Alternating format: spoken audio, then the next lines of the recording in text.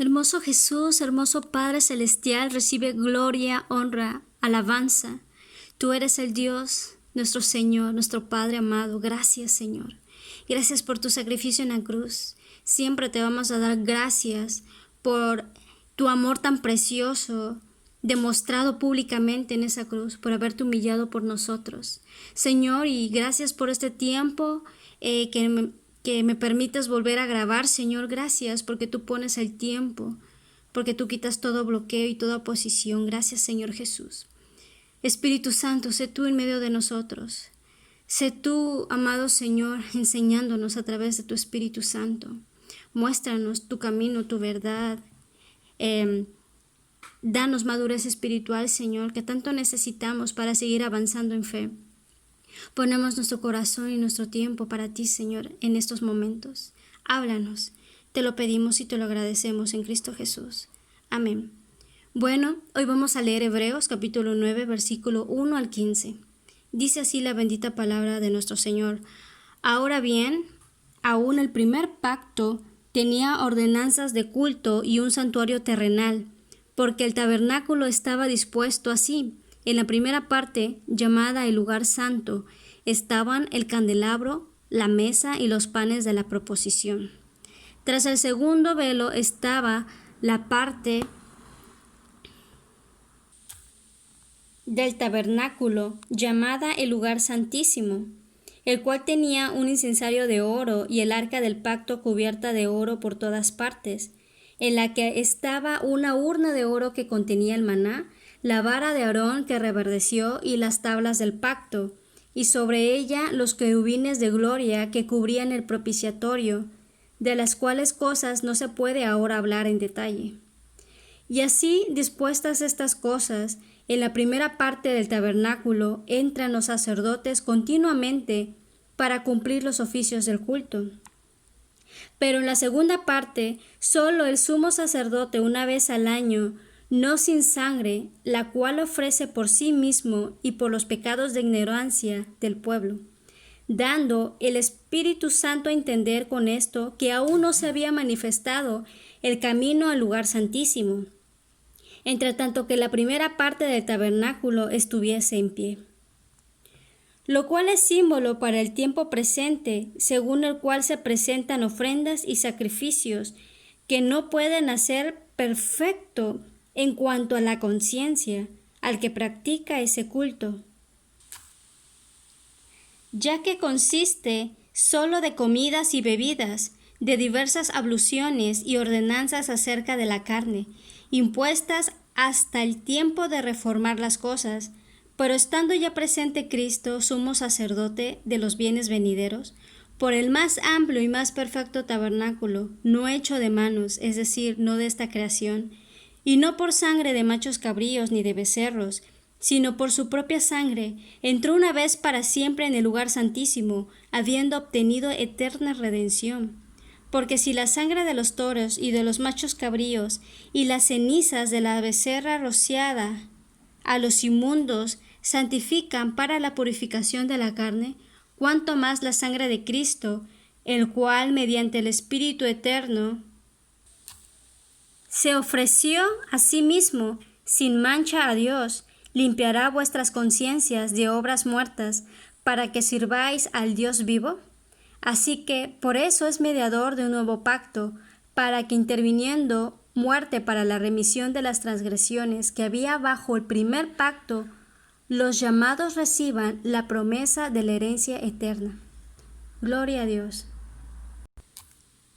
Como pudieron notar, estos versículos nos relataron las características del antiguo pacto y las características del nuevo pacto. Los primeros 5 versículos describen las características del antiguo pacto. El primer versículo dice: ahora bien, aún el primer pacto tenía ordenanzas de culto y un santuario terrenal. Esta frase, santuario terrenal, habla de que era un tabernáculo planeado por seres humanos para tener un servicio terrenal. Y dice el versículo 2 que estaba dispuesto de 2 partes.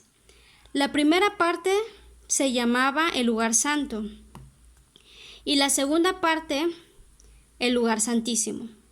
Bueno, la primera parte tenía el candelabro, la mesa y los panes de la proposición. ¿Sí? Y lo que los dividía de la segunda parte era un velo. ¿Ok? Bueno, para entenderlo mejor, el tabernáculo en sí era una carpa. Ustedes imagínense una carpa. Y esa carpa estaba dividida en estas dos habitaciones, por así decirlo. Esta carpa tenía 45 pies de largo y 15 pies de ancho y 15 pies de alto.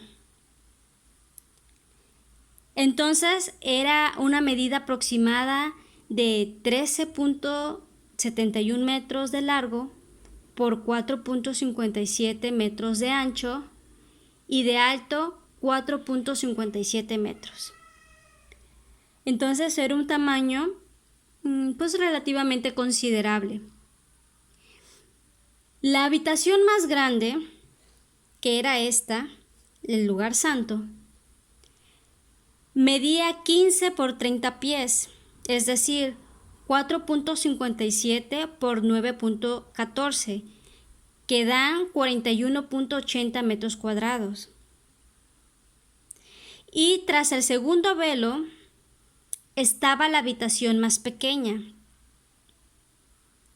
llamada el lugar santísimo. Y esta medía 15 por 15 pies, es decir, 4.57 por 4.57, dando 20.90 metros cuadrados. Entonces vemos que la segunda habitación era más o menos la mitad de tamaño que la primera. Bueno, la primera parte, llamada el lugar santo, se encontraba el candelabro, la mesa y los panes de la proposición. El candelabro, con una caña central y 6 brazos, estaba en la primera parte y no tenía una medida específica. Fue hecha de oro puro y de él provenía la única luz que había en el tabernáculo. Ustedes pueden leer Éxodo capítulo 25, versículos 31 al 40. Aparte de este candelabro estaba la mesa y fue hecha con madera de acacia cubierta con oro. Tenía 3 pies de largo y 1,5 pies de ancho y 2 pies 3 pulgadas de alto. En la mesa estaban los 12 panes de la proposición y cada pan representaba la comunión de Dios con las 12 tribus de Israel. Igual lo pueden ustedes leer a detalle en el capítulo 25 de Éxodo, versículos 23 al 30. Bien, cuando nos dice el santuario, se refiere a la primera parte, llamada el lugar santo. Ese es el santuario, ¿ok? El lugar santo.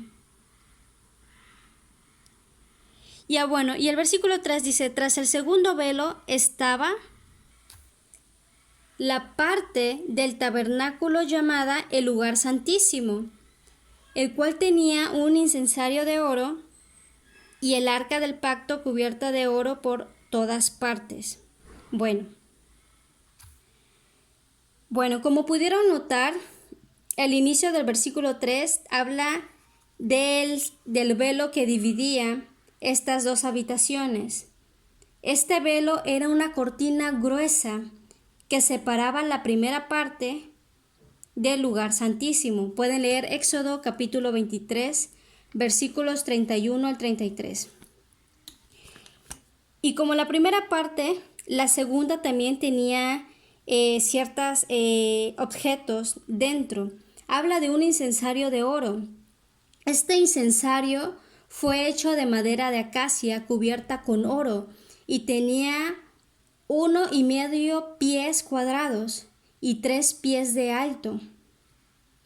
Estaba delante del velo en el lugar santísimo y era usado para quemar incienso.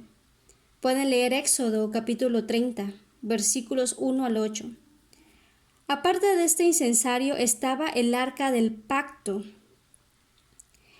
Esta arca del pacto estaba dentro igual del lugar santísimo y era un cofre hecho de madera de acacia cubierto de oro, de 3 3/4 pies de largo, 2 1/4 pie de ancho y 2 1/4 pie de alto, con 4 anillos, 2 de cada lado, donde iban las varas que serían utilizadas para cargarla. Pueden leer Éxodo capítulo 25, del versículo 10 al 22. El mismo versículo 4 nos habla que habían otros objetos. Dentro del arca, o sea, dentro de este cofre, el arca del pacto, dentro de este cofre, estaban la urna de oro que contenía el maná.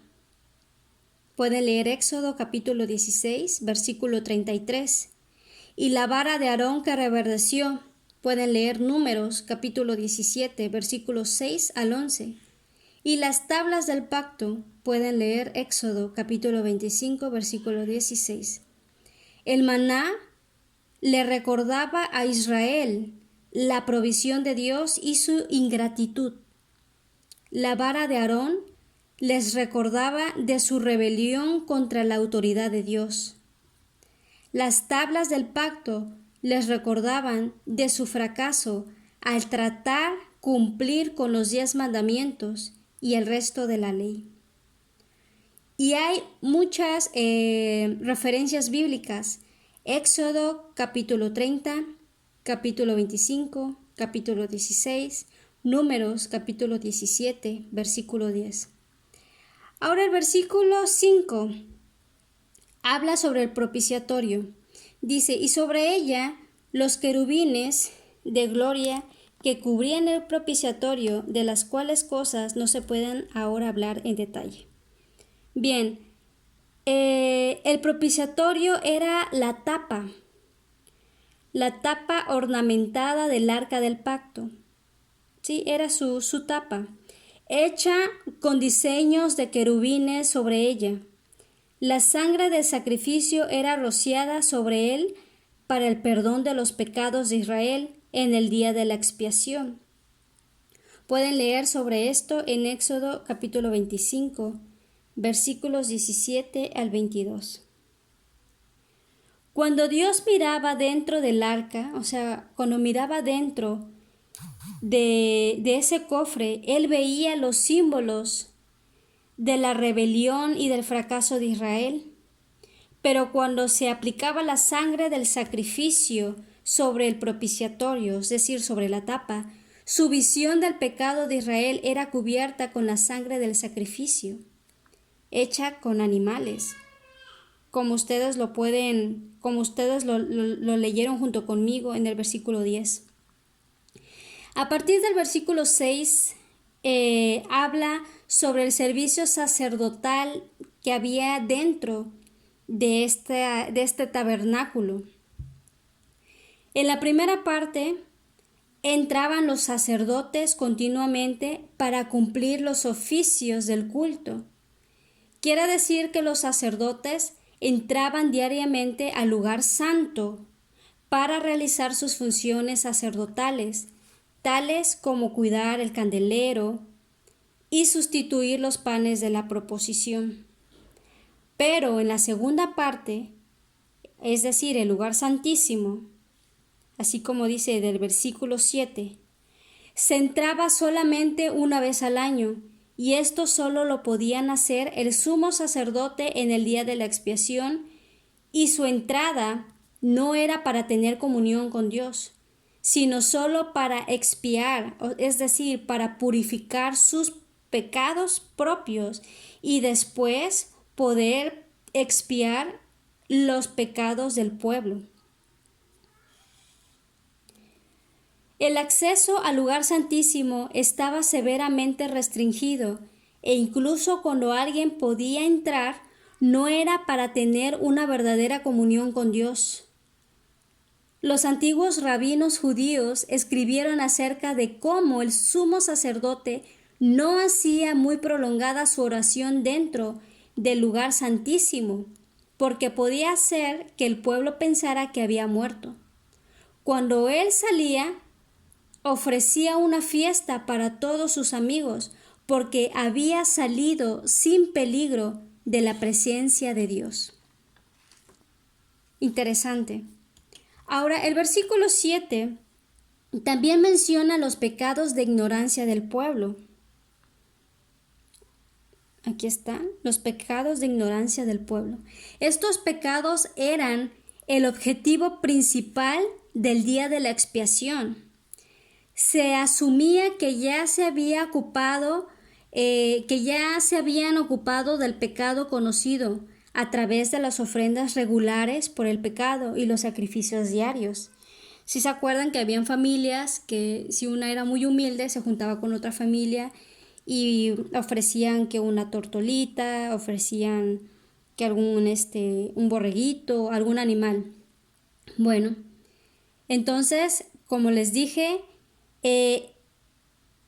a través de esos animalitos, a raíz de esas ofrendas, a través de esas ofrendas, ellos podían expiar sus pecados que ellos sabían que estaban cometiendo, sus pecados conocidos. ¿Ok? Entonces, en este aspecto, el trabajo de Jesús es mucho más grande que el trabajo hecho en el día de la expiación.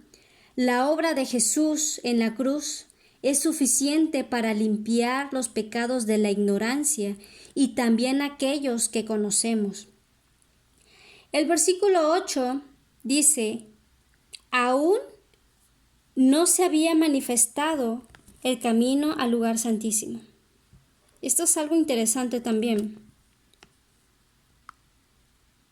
Bueno, el viejo pacto tenía que desaparecer antes de que el nuevo camino de Dios pudiera ser revelado. Ahora el versículo 9 dice, lo cual es símbolo para el tiempo presente, según el cual se presentan ofrendas y sacrificios que no pueden hacer perfecto. No pueden en cuanto a la conciencia al que practica ese culto. Vamos a prestar mucho más atención en estas partes. Bueno, símbolo, la palabra símbolo es la palabra griega antigua, parábole, que significa parábola. Una parábola es un relato figurado o simbólico o de alguna analogía o semejanza del cual se deriva una enseñanza. Entonces el tabernáculo mismo, que ya vimos, o sea, esta carpa dividida en 2 habitaciones, este tabernáculo y todo lo que el antiguo pacto representa o representaba, sugería verdades más profundas, parábolas del nuevo pacto, enseñanzas del nuevo pacto. Y agrega este versículo 9, que estos sacrificios y estas ofrendas no pueden hacer perfecto a nadie. No pueden. El servicio sacerdotal no limpiaba la conciencia ni perfeccionaba la vida de los pecadores a una vida en santidad y búsqueda de Dios, porque consistía ¿en qué? ¿En comidas? ¿En bebidas? Consistía en abluciones, en ordenanzas acerca de la carne impuestas hasta el tiempo de reformar las cosas. ¿Qué significa abluciones? Significa lavarse a través de rituales que incluyen agua. ¿Sí? Ordenanzas son normas, son órdenes. Entonces, el sacerdocio en ese entonces humano, sacerdotal no podía limpiar la conciencia ni perfeccionar la vida de los pecadores. Entonces, la debilidad del servicio sacerdotal bajo el antiguo pacto era su incapacidad para hacer frente a las necesidades de una transformación interna en el hombre. Por lo tanto, solo era impuesta hasta el tiempo de reformar las cosas. Ahora el versículo 11 habla sobre las características del nuevo pacto. Dice, pero estando ya presente Cristo, sumo sacerdote de los bienes venideros, por el más amplio y más perfecto tabernáculo, no hecho de manos, es decir, no de esta creación, ni por sangre de machos cabríos ni de becerros, sino por su propia sangre, entró una vez para siempre en el lugar santísimo, habiendo obtenido eterna redención. Bien, Jesús, como nuestro sumo sacerdote, ministra en un santuario superior, en el mismo trono de Dios, el cual es un lugar grandioso, que cualquier cosa que manos humanas pudieran hacer, ya que su vida fue el sacrificio por toda la humanidad. Su sangre no cubrió el pecado de manera temporal, sino lo hizo de manera perpetua. ¿Por qué? Porque su vida fue el sacrificio perfecto que obtuvo una eterna redención, así como lo dice el versículo 12.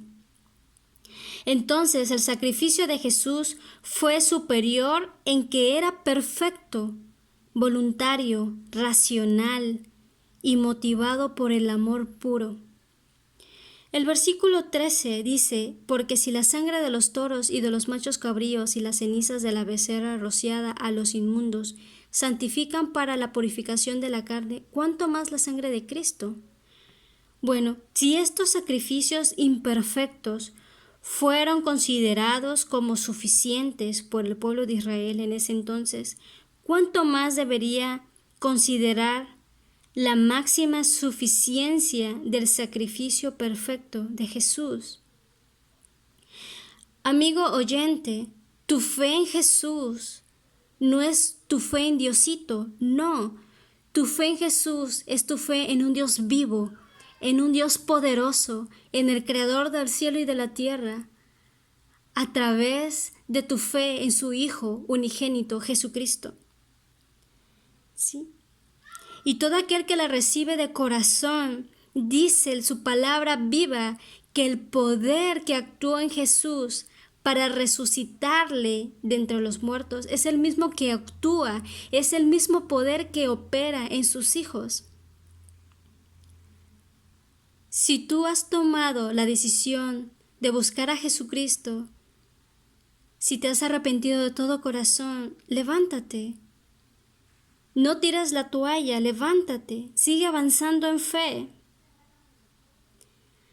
Ahora, este versículo 13 también habla sobre las cenizas de una becerra. Ahí dice, una becerra, estas cenizas las rociaban, ¿ok?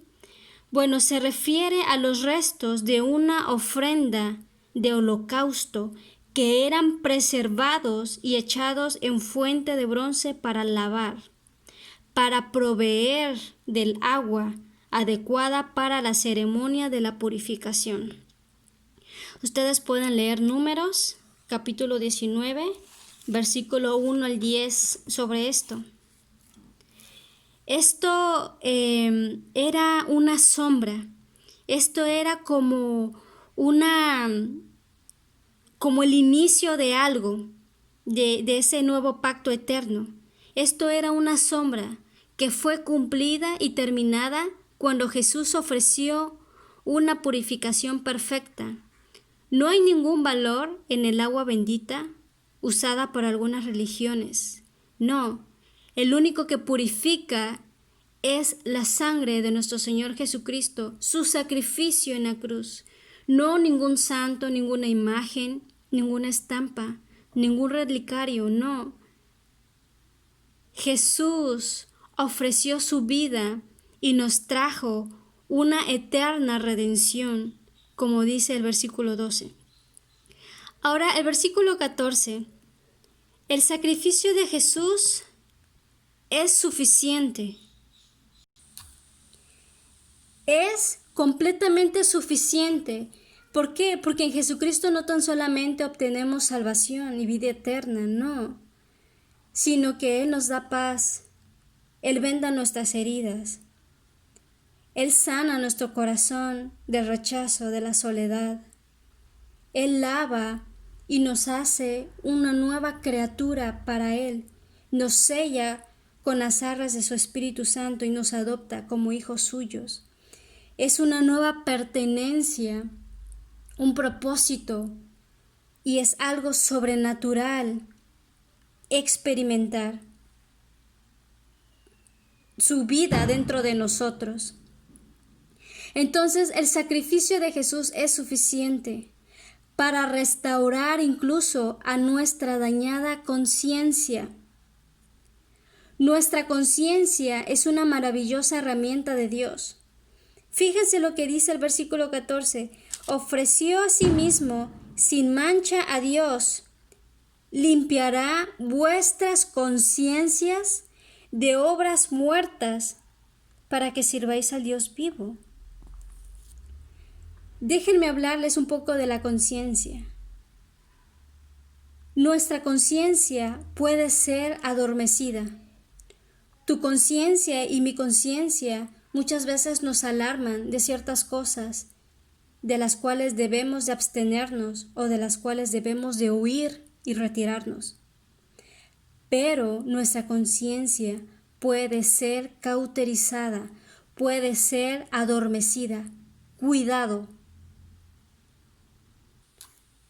Primera de Timoteo 4, versículo 1 y 2 dice: Pero el Espíritu dice claramente que en los postreros tiempos algunos apostatarán de la fe, escuchando a espíritus engañadores y a doctrinas de demonios, por la hipocresía de mentirosos, que, teniendo cauterizada la conciencia, prohibirán casarse, etcétera, etcétera, etcétera.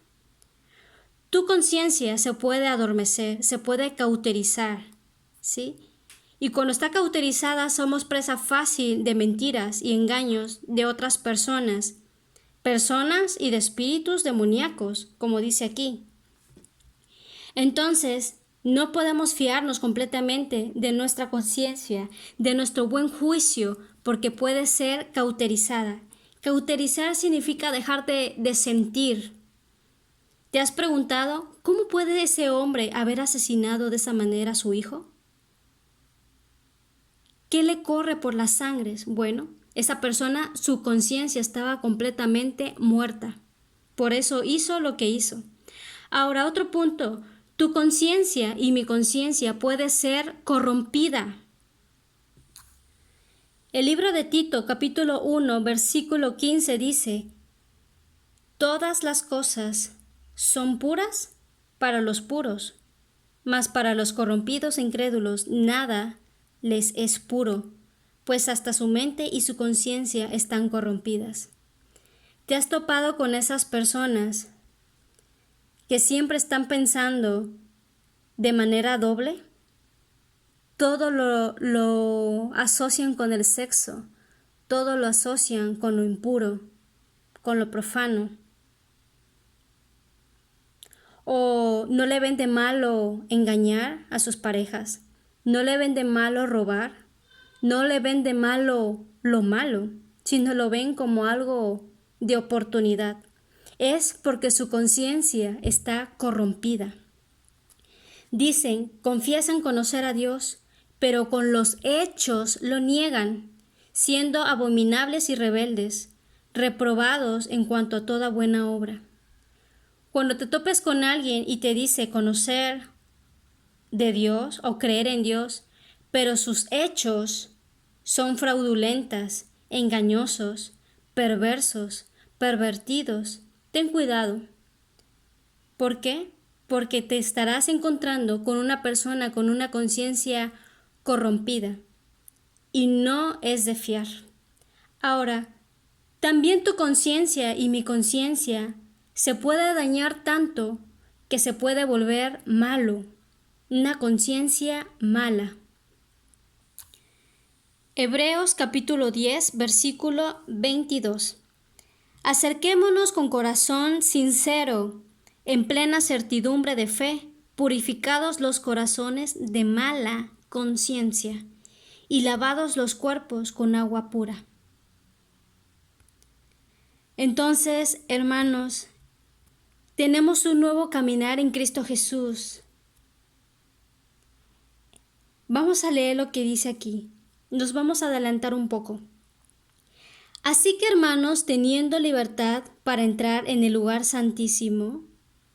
¿Cómo? ¿Cómo podemos entrar al lugar santísimo? Si en el versículo 9 leímos que solamente podía entrar un sumo sacerdote al lugar santísimo una vez al año. Pero ahora tú y yo podemos entrar al lugar santísimo. No esa carpa que estaba en el pueblo de Israel, no.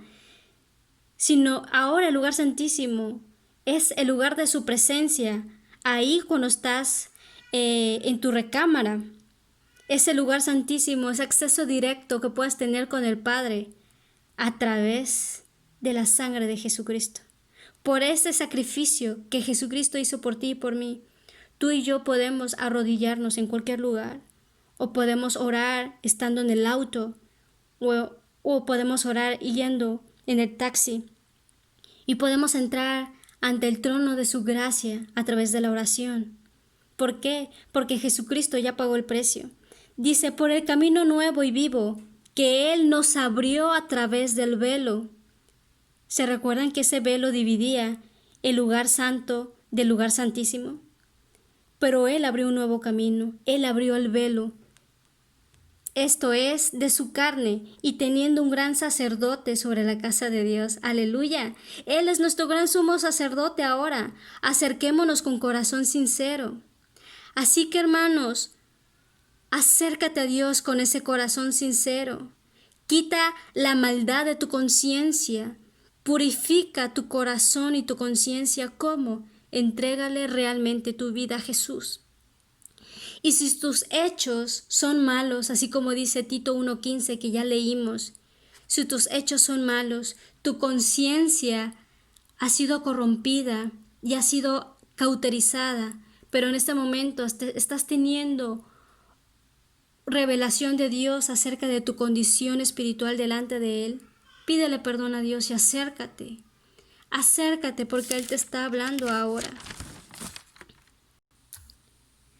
Regresando a la lectura inicial, ya hablamos sobre la conciencia, pero también habla de las obras muertas. Esto nos lleva a la idea del pecado en general, en el sentido de obrar, en el sentido de tener actitudes o acciones pecaminosas que nos llevan a la muerte espiritual y eterna. Pero también nos habla de la vana continuidad del antiguo pacto, ya que el antiguo pacto también es una obra muerta. ¿Por qué? Porque así como leímos en el versículo 10, el antiguo pacto consistía en ritos, en lavamientos, en ordenanzas. Y estas cosas a las que estos desalentados cristianos estaban tentados a regresar. Así que esto también nos habla de madurez. Nos habla de que tenemos que tener madurez. Su sacrificio nos limpia nuestro corazón y nuestra conciencia y nos insta a ya no obrar con acciones muertas, o sea, con acciones pecaminosas, sino que debemos de tener una madurez espiritual para dar fruto, para dar vida, para hablarles a otros de tu fe en Jesucristo. En el mismo libro de Hebreos, en el capítulo 6:1, ya vimos acerca de la madurez. Es necesario que todos avancemos y no nos quedemos con las obras muertas. Tenemos que avanzar para dar acciones que den fruto.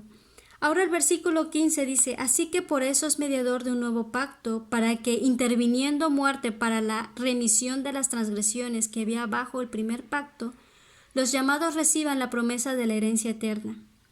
Entonces, el trabajo de Jesús como mediador fue fundamentalmente logrado con su muerte. Su trabajo celestial como mediador se basa en ese sacrificio perfecto.